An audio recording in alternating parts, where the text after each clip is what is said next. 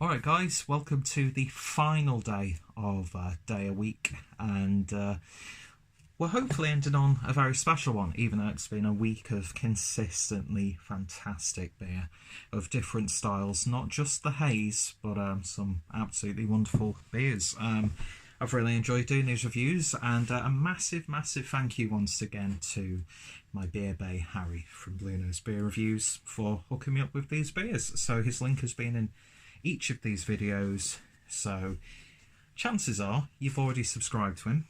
You were probably subscribed to him a long time before you were subscribed to me, but if not, link is in the description. Just realised it's dead fucking warm in this room because it's small and it has a radiator right behind me, so of course I decided to sit here and do a review. So yeah, we're having a look at the CGBW Export Stout, clocking in at 7% ABV. This was brewed for the Cheltenham Beer Week. 100% of the profits from the sale of these collaboration beers will be donated to National Star. Keep refrigerated. Can design by students of National Star. And that's absolutely wonderful artwork that I do like that. Yeah, lovely hand-drawn illustration. So, of course, I will be putting a National Star's link down below. So, this is a collaboration between Deya, Velvet Owl Brewing Company, Hillside Brewery, Gloucester Brewery, Favourite Beers, or is that my favourite beers? I can't read that. All the information's down below as well as the links. And Prescott Brewery. So, a nice collaborative effort for what sounds like a wonderful occasion, and with profits going to a good cause. What more could you ask for? Anyway, let's hope the beer is just as noble and as heartwarming as the concept itself. Anyway, nice little bit of a glug there. So there we are. We'll pour as much in as possible. Don't generate too much head though. So beer in a glass, and that is a pretty looking beer. It's a really dark, intense, sort of varnished oak or mahogany. It's bordering on black, but I don't think it's a jet black beer. But the beer poured with 2 fingers worth of a lovely dark tan coloured head. Looks like a black coffee, as you would expect, and yeah, it's certainly looking fantastic. So let's see what we get on the nose. There's a mixture of a really dark chocolatey malt, roastiness, a hint of licorice, and a little bit of smokiness.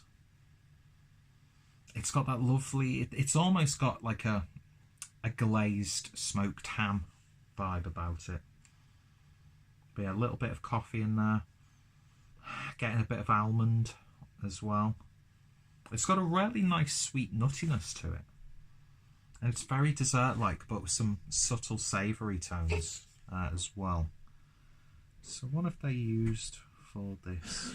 Malted barley, wheat, oats, hops and yeast. It doesn't go into detail of the specific malts and all that sort of thing. Brewed at Deya as well. But yeah, lovely smelling beer. Really nice and inviting. It's very autumnal, almost winter-like. You're getting that sort of like Lebkuchen aroma to it. Maybe some spiced ginger biscuits.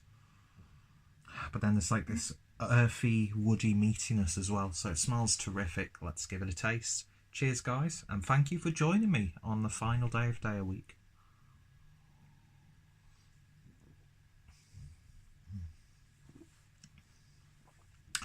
First of all, that is a really big, earthy, savoury stout, and I've not had a stout like this for a long time. It's almost reminded me of the export stout that Colonel do, which has maybe a little bit more of a pronounced smoggy like smokiness to it. soft as silk mouthfeel. Upper end of medium. It's luxurious in the mouth. I'm getting loads of barrel character. Like a big oaky tannin about this, but it doesn't go into like a minerality. Do you know what I mean? Where it gets a little bit too much. There's a nice dusting of cocoa powder in there. A really dense hot fudge flavour too.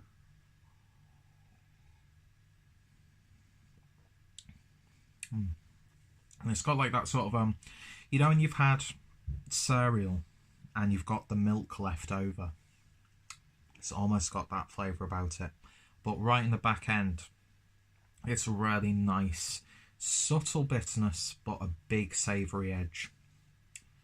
Almost has that sort of like you do get a little bit of licorice in there, unsweetened licorice, almost like Pontefract cakes. Are they called Pontefract cakes, those little licorice things? Or am I mixing two things together? I don't know. I'm cultured. It's even like a little bit of a tobacco edge, which I do really like. But yeah, it's got this like slightly thinned down melted chocolate milk vibe to it as well. That is wonderful. For a 7% ABV beer of this style, you're getting like slight imperial stout qualities, but without that alcohol. That's a weird thing. It's drinking much higher than a 7% ABV, but you're not getting that. And I don't mean that in a negative way. This has all the boldness and complexity of a really well brewed imperial stout. And I think that's one of the big plus points about export stouts in general from my own experience. They're just a little bit more accessible. They're not as high in ABV, but they match like a really solidly brewed classic imperial stout. And I'm talking about the likes of one that I had recently, sort of like Narwhal from Sierra Nevada.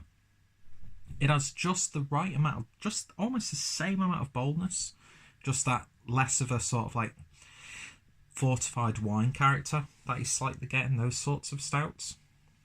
But yeah, all about the complexity. Smoked wood. It's got like a barbecue. That glazed ham character's coming through, like burnt ends of a beef joint.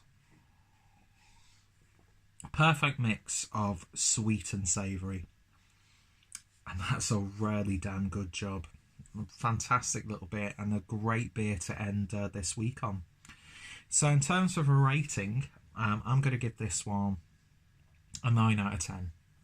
It's just drinking so nicely.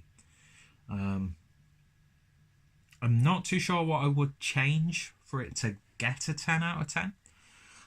But there's just something there that it's not like a perfect beer. I mean, enjoyability is almost there, but there's really nothing wrong with it. And yeah, I think everyone involved has done an absolutely wonderful job. And there's a few breweries there that I've not heard of, so I'm going to definitely be looking into those as well.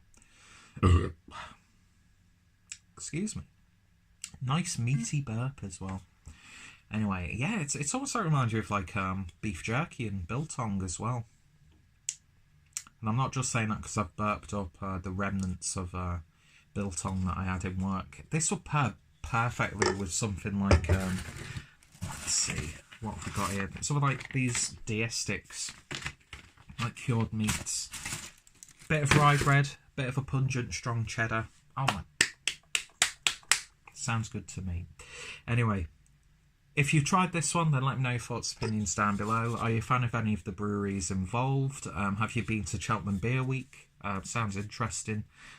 Links to everyone involved in this beer is going to be down below. Check out National Star. Check out Cheltenham Beer Week as well. Cheltenham and Gloucestershire Beer Week. Apologies for missing you out at the start of this video and for most of the video when referencing the festival. And yeah, sounds like a shout to me. So Harry, Dean, if you're up for it next year or this year, because it's 2019, give us a shout. Lovely stuff. So, thank you guys for watching. Thank you for joining me for this series. I like doing these sort of like week-long celebrations of breweries and different styles of beer and that sort of stuff. So maybe I'll do a few more in the year. And of course, massive shout out to my good friend and fellow beer tuber Harry from Blue Nose Beer Reviews for hooking a brother up. And it won't be the last time I will be using his services.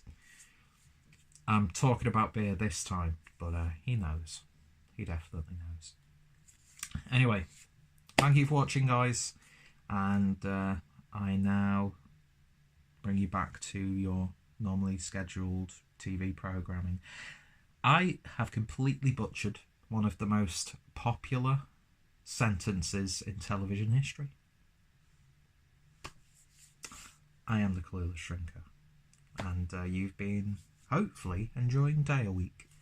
Beautiful brewery, produce beautiful beers, and I've said it before, if you come across any beer that has Deya involved in it, do yourselves a favour and pick it up, because you're in for a treat. So thanks for watching, and I shall hopefully see you next time. Cheers.